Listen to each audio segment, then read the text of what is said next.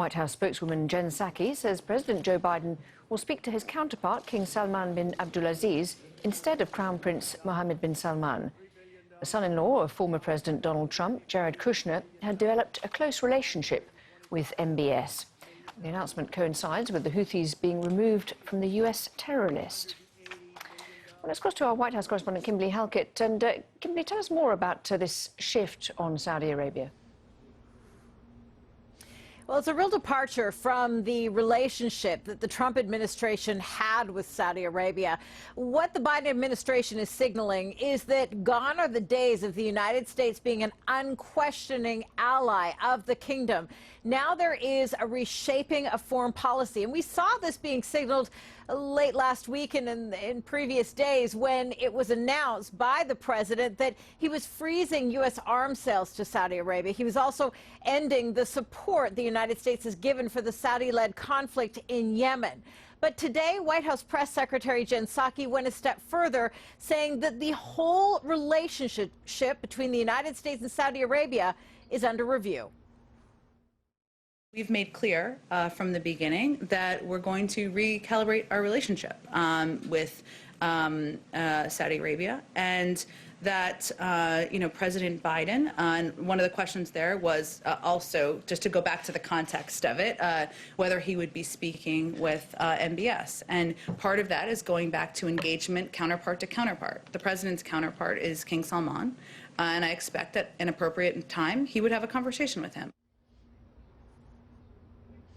Now, a lot of this has to do with some of the pressure domestically that Joe Biden is under, particularly as he was on the campaign trail under the pressure by voters and members of Congress who are unhappy with Saudi Arabia's human rights record, particularly when it comes to the journalist Jamal Khashoggi, the previous administration promising that for that murder that the highest levels of the Saudi kingdom would be held accountable, something that did not happen. So this is something that may have shaped the decision and the review that's underway. And Kimberly, all this as the US calls on Yemen's Houthi rebels to halt their advance on the city of Marib and come to the negotiating table. Yeah, this is all part of the shift of policy in the region by this administration.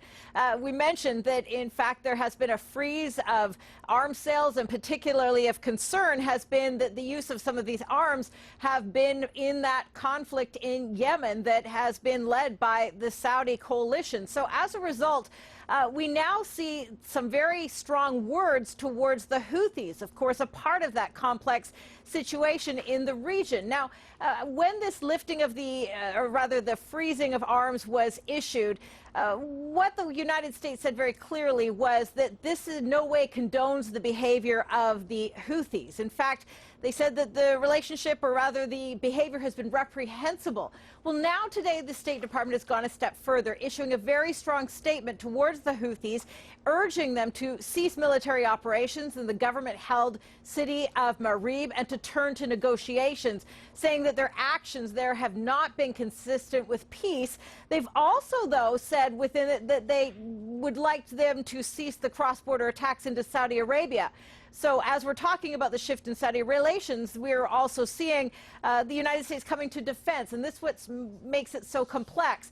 But the bottom line is that the United States says that it's concerned about civilians. That's why we saw the lifting of the terrorist designation against the Houthis by this administration, that it was hampering aid. They're fearful that the United Nations, of course, has called this a humanitarian crisis in Yemen. And so as a result, we see this call for a ceasing of military activity and a return to discussions, something the State Department, we should say, in just the last few moments has said is actively going on through what they call back channels in order to try and achieve a diplomatic solution, not a military end to this conflict.